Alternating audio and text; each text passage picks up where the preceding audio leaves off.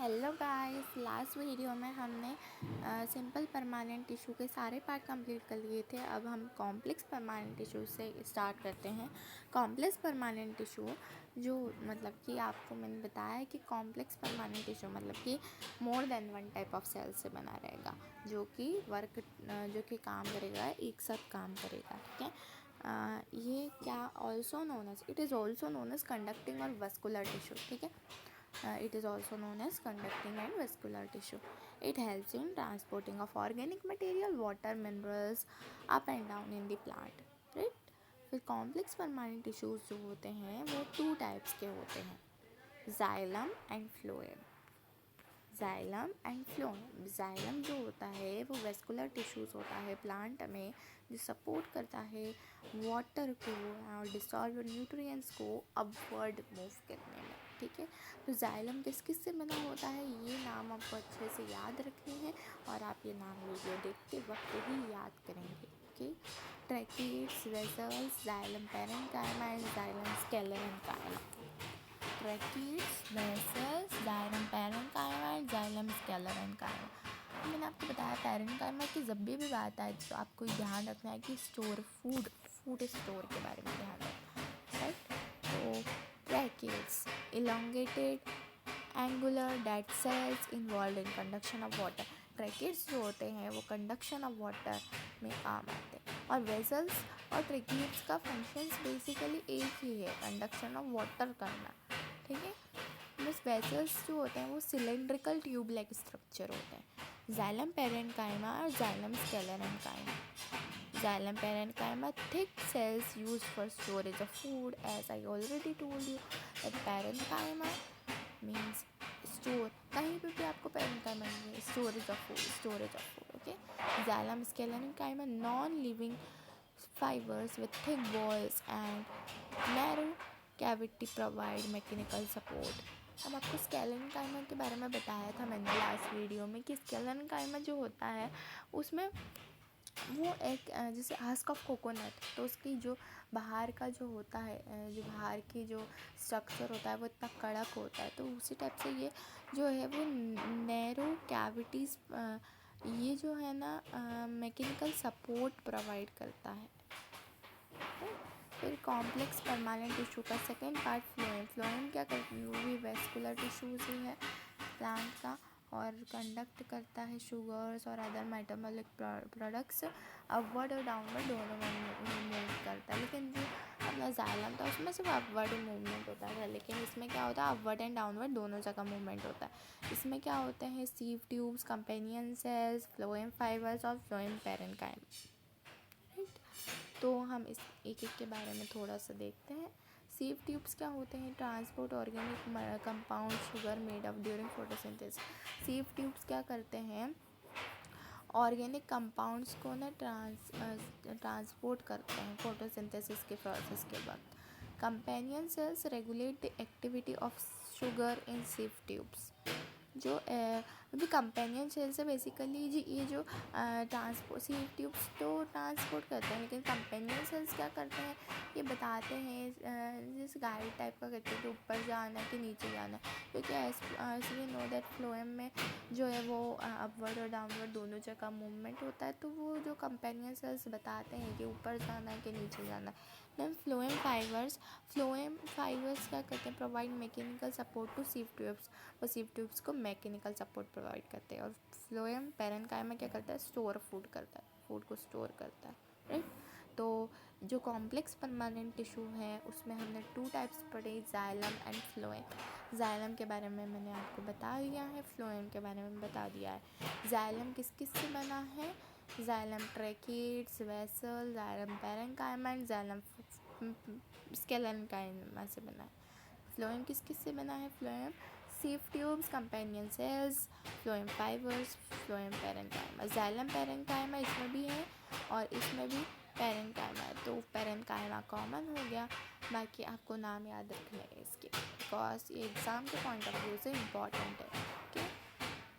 सीव tubes, companion cells, phloem fibres and phloem parenchyma. Then ये आपके लिए मैंने एक चार्ट टाइप का बना दिया है, क्योंकि आपका ये पूरा कंप्लीट हो चुका है। तो प्लांट टिश्यू और एनिमल टिश्यू। तो प्लांट टिश्यू में मेरिस्मेटिक और परमानेंट। फिर मेरिस्मेटिक में एपिकल, इंटरकैलरी, लेटर। परमानेंट में सिंपल परमानेंट और कॉम्प्लेक्स परमानेंट। सिंपल परमानेंट में प्रोटेक्टिव, सपोर्टिव। प्रोटेक्टिव किससे बना? एपिडर्मिस, कॉर्क, ऑफिलियम से, और सपोर्टेड पेरेन्काइमा, कोलेनकाइमा और स्केलेनकाइमा सपोर्टिव के बाद। कॉम्प्लेक्स में आ जाता है जाइलम और phloem. Animal tissue. Animal have 4 types of tissues: epithelial, connective, muscular and nervous. So let's read about it in detail. Epithelial. It consists of a single layer of cells. Blood vessels are absent. It covers all organs. Skin, lining of mouth, lining of blood vessels, kidney tubules are made up of this tissue. ये epithelial tissue है, मतलब हमारी जो skin है वो भी epithelial tissue से ही बनी हुई है। सभी चीज़ की आउटर मोस्ट कवरिंग है, like the skin, lining of mouth, lining of blood vessels, kidney tubules. ठीक है। Epithelial tissues are classified into 4 parts: squamous, cuboidal, columnar, stratified. सबसे पहले तो एनिमल टिश्यू 4 टाइप्स में डिवाइड हुए। कौन कौन से? Epithelial, connective, muscular and nervous. Epithelial, connective, muscular and nervous. Then epithelial tissue के बारे में हमने थोड़ा सा पढ़ा, और फिर वो कितने टाइप में क्लासीफाई हुए, वो भी 4 टाइप्स में क्लासीफाई हुए: squamous, cuboidal, columnar and stratified. Squamous, cuboidal, columnar and stratified. Squamous. Squamous में क्या है? Cells arrange end to end like tiles on the floor. As you can see in the diagram that cells are arranged means उनके बीच में कोई भी gap नहीं दिख रहा होगा आपको, tiles to tiles on the floor, है ना, ऐसे ही दिख रहा है वो. It forms lining of cavities, mouth, oesophagus, nose, alveoli etcetera. Okay. It also forms blood vessels covering of tongue and skin. Epithelial cells are arranged in many layers to prevent wear and tear in skin. ये point 4th वाला most important है, और आपको squamous epithelium में ये याद रखना है कि ये लाइनिंग क्या क्या करता है. तो माउथ और oesophagus, lining of cavities, lining of mouth, lining of oesophagus, alveoli. Okay. Cubical epithelium, इसमें जो शेप होता है वो क्यूब होता है, इसलिए क्यूबिकल एपिथेलियम बोला गया. ये कहाँ पे फाइंड होता है? Kidney, thyroid vesicles and in the glands. Glands basically वो होता है जो मतलब हार्मोन्स रिलीज़ करता है. 10th क्लास में और डिटेल में पढ़ेंगे इसके बारे में. It also provide mechanical support. ये मैकेनिकल सपोर्ट भी प्रोवाइड करता है. It forms germinal epithelium like testis and ovaries. तो इसमें आपको क्या क्या याद रखना है? क्यूब शेप का होता है, और उसके बाद सेकेंड ये याद रखना है कि किडनी और थायराइड वेसिकल्स में फाउंड होता है. कहाँ कहाँ फाउंड होता है? Cubical, kidney and thyroid vesicles में. ओके. फिर कॉल्यूमिनल एपिथेलियम क्या होता है? पिलर लाइक स्ट्रक्चर होता है, लाइनिंग ऑफ स्टोमक में होता है, और it also form small, lining of stomach को फॉर्म करता है स्मॉल इंटेस्टाइन और लार्ज इंटेस्टाइन. आपको पता है कि पिलर लाइक स्ट्रक्चर, तो स्टोमक के साइड का मतलब जो स्ट्रक्चर होता है मतलब वो अच्छा लंबा सा होता है, तो ऐसे आप याद रख सकते हैं पिलर लाइक स्ट्रक्चर. तो मतलब वहाँ की लाइनिंग फॉर्म करता है स्टोमक की, and all intestine and small intestine and large intestine भी फॉर्म करता है. ठीक है. It have threads on the surface which helps in absorption. उसके पास थ्रेड्स होते हैं सरफेस में जो कि एब्जॉर्प्शन के लिए, मतलब कि जो हमारे खाना रहता है उसमें से मिनरल्स वगैरह एब्जॉर्प्शन के लिए काम आता है. और stratified squamous epithelium. It consist of squamous epithelium arranged in layers present in uterine और esophagus. ओके. कनेक्टिव टिश्यू, ये क्या करता है? बेसिकली कनेक्ट करता है, नाम से समझा जा रहा है. ठीक है. तो एरेओलार, एडिपोस, स्केलेटल और fluid. Areolar, adipose, skeleton and fluid. तो एरेओलार क्या होता है? जो स्पेस होता है वो भर देता है. कहाँ पे फाउंड होता है? स्किन्स और मसल्स के बीच में फाउंड होता है, ब्लड वेसल्स के around, nerves and the bone. Adipose क्या होता है? Found below the skin around the heart, brain and below eyeballs. It acts as an insulator and prevents loss of heat from the body. ये sentence तो आपको पढ़ के ही समझ आ गया होगा। बस आपको ये कहाँ कहाँ फाउंड होते हैं वो याद रखना है। कहाँ फाउंड होता है? Adipose skin below the skin के बिलो, हार्ट के अराउंड, ब्रेन में भी और बिलो आई बॉल्स। फिर skeleton, bone, ligaments, tendons and cartilage. Bone तो आपको पता ही है। अब लिगामेंट्स देख लेते हैं। जो दो बोन्स आपस में कनेक्ट रहती हैं तो उसको लिगामेंट्स बोला जाता है। टेंडन्स जो होता है वो क्या करता है? मसल्स और बोन्स को कनेक्ट करता है। Then cartilage, this is elastic, less harder to other bones. It is composed of protein and sugars. It is present in nose, ear and larynx. Okay अब आप पता होगा कि आपके नोज़ और ईयर्स को आप जब हाथ लगाते हो तो आसानी से फोल्ड वोल्ड हो जाती है वो, ठीक है। तो वो मतलब इलास्टिक होती है, लेस हार्डर होती है दूसरे बोन्स के कंपैरिजन में। लार्निक्स क्या, वो आपका जो गला होता है, ठीक है। तो वही। फिर क्या है? कनेक्टिव टिश्यू के fluid vascular tissue, types of blood cells. Fluid में आप बढ़ेंगे ब्लड सेल्स के टाइप्स, ठीक है। तो ब्लड सेल्स में आता है आरबीसी, डब्ल्यूबीसी एंड प्लेटलेट्स। अब आरबीसी जो होता है वो रेड क्यों होता है? मतलब तो उसके पास एक हीमोग्लोबिन का पिगमेंट होता है जिसकी वजह से वो रेड इन कलर होता है। और डब्ल्यूबीसी जो होता है वो हार्मफुल बैक्टीरिया से हमारे बॉडी को प्रोटेक्ट करता है, राइट। और प्लेटलेट्स जो होता है वो clotting of blood. Clotting of blood मतलब कि आपको कुछ भी लग जाती है तो आपके खून के थक्के जम जाते हैं, तो बस वही क्लोटिंग ऑफ ब्लड है वो प्लेटलेट्स करता है, ठीक है। और जो आपका जो हीमोग्लोबिन है जब वो ऑक्सीजन के साथ कंबाइन होता है तो उसको क्या बोला जाता है? ऑक्सी हीमोग्लोबिन बोला जाता है। देन एनुअल टिश्यू में मस्कुलर टिश्यू के बारे में पढ़ेंगे। Movement happen in our body by the help of muscular tissue. They are capable of contraction and relaxation. जो मस्कुलर टिश्यू होता है, muscular tissue is very important, okay. So listen carefully. Movement happen in our body by the help of muscular tissue. Movement जो होता है हमारे body में वो muscular tissue की वजह से होता है। They are capable of contraction and relaxation.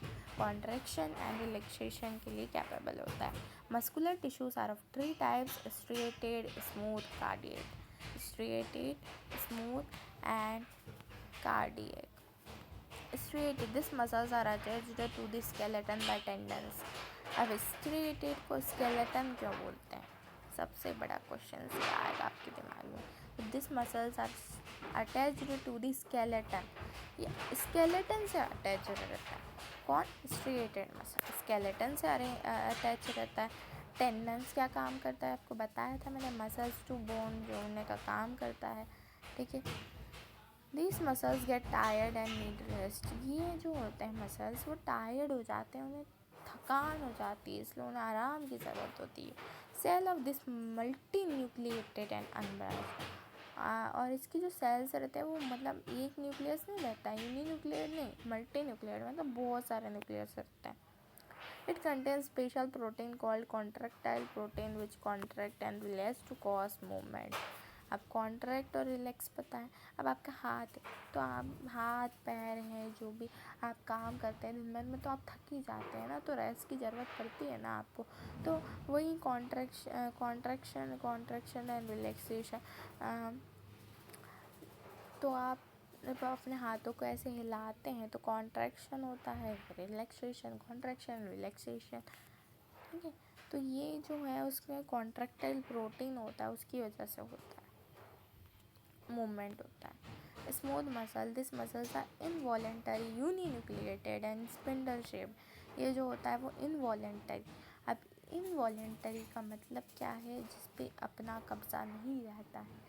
अब हाथ पैर वाले में तो वॉलेंटरी हो गई क्योंकि अपना कब्ज़ा है भाई उस पर स्मूथ पे अपना कब्ज़ा कहाँ चलता भाई। तो स्मूथ मसल तो अंदर होती है तो उस पर कब्ज़ा कहाँ से चला है, तो इनवॉलेंटरी बोलते हैं। यूनिन्यूक्लियर एक ही न्यूक्लियर होता है। This are found in the walls of stomach, intestine, bronchi, iris of eye etcetera. Cardiac muscle, these muscles are involuntary, only found in the wall of heart.